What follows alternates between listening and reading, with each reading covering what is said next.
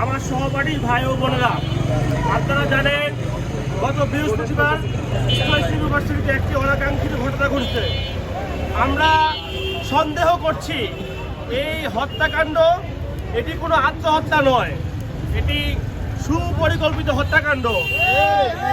একটি বিশ্ববিদ্যালয় যার শিক্ষার্থীদের নিরাপত্তা নিশ্চিত করার দায়িত্ব, সে বিশ্ববিদ্যালয় নাকে তেল দিয়ে ঘুমায়।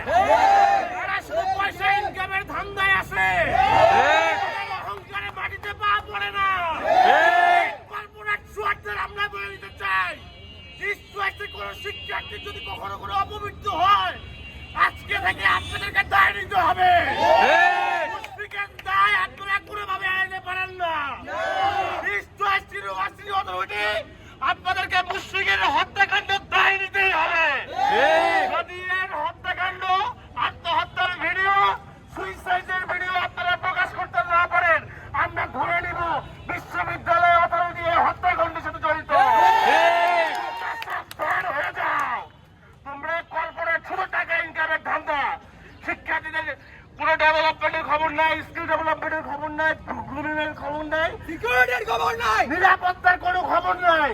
এইরকম অথরিটির কপালে আমরা মুতি।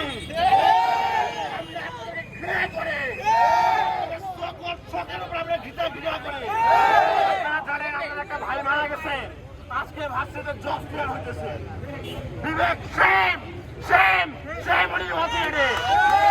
আপনারা আরো জানেন, আমাদের যারা সহপাঠী, দুঃখের কথা কি বলবো, আমাদের নিচু মানসিকতা এত বেশি, আমরা এত বেশি নিচু মানসিকতার অধিকারী হয়েছে, আমরা একটা লাশের সামনে গিয়ে তাকে বডি শেভিং করতেছি।